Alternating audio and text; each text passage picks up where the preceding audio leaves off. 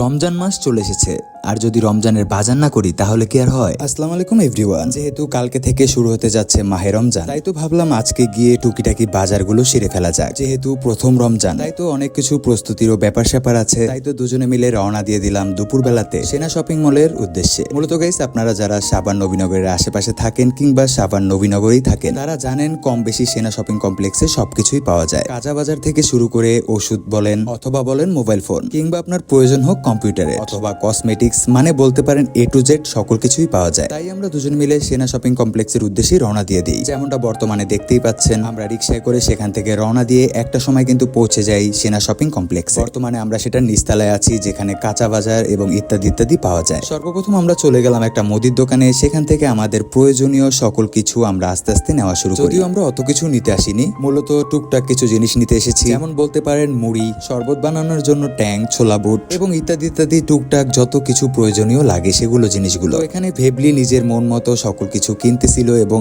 আমি পাশে দাঁড়িয়ে দাঁড়িয়ে চারপাশে দেখতেছিলাম। কারণ গাইস, এইসব কেনাকাটার দিক থেকে আমার থেকে ভেবলি বেশি এক্সপার্ট, যার কারণে তাকেই কেনাকাটা করতে দিলাম এবং আমি পাশে চুপচাপ দাঁড়িয়ে দাঁড়িয়ে দেখতেছিলাম তার কেনাকাটা করা। দেখতেই পাচ্ছেন সে একটা একটা করে প্রয়োজনীয় সকল জিনিসগুলো দোকান থেকে নিচ্ছে এবং আমি পাশে দাঁড়িয়ে দাঁড়িয়ে দেখা ছাড়া আর কোনো কাজ নেই, তাই দাঁড়িয়ে দাঁড়িয়ে দেখতেছিলাম। এন্ড গাইস, যেহেতু আমি পাশে দাঁড়িয়ে দাঁড়িয়ে দেখতেছি, সেহেতু কেননা আপনাদের সাথে একটা কথা শেয়ার করা যায়। সেটা হচ্ছে, কিছুদিন ধরে আপনারা অনেকেই আমাকে জিজ্ঞেস করছেন যে রাজা ভাইয়া, আপনি হঠাৎ করে এত মোটা এবং হেলদি কিভাবে হয়েছেন? তাদের উদ্দেশ্যে বলছি, বর্তমানে আমার হাতে যে সাপ্লিমেন্ট এবং ক্যাপসুলটি দেখতে পাচ্ছেন, দৈনিক সকাল এবং রাতে এই দুইটি নিয়মিত সেবন করার ফলে আপনিও পাবেন একটি মোটা, তাজা এবং হেলদি বডি। তো গাইস, কেউ দেরি করবেন না।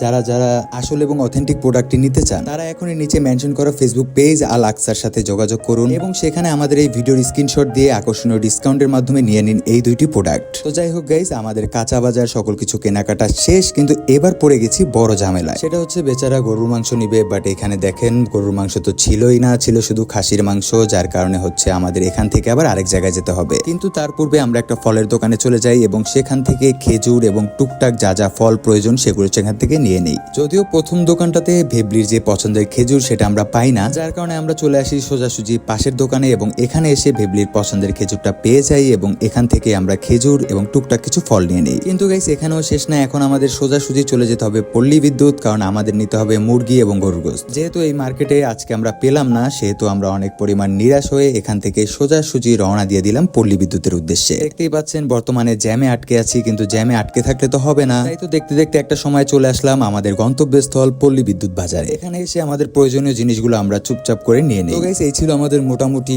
প্রথম রোজার প্রস্তুতি এবং আপনারা কারা কারা প্রস্তুতি নিয়ে নিয়েছেন অবশ্যই কমেন্ট বক্সে কমেন্ট করে জানিয়ে দিবেন। সবাই ভালো থাকবেন, আল্লাহ হাফেজ।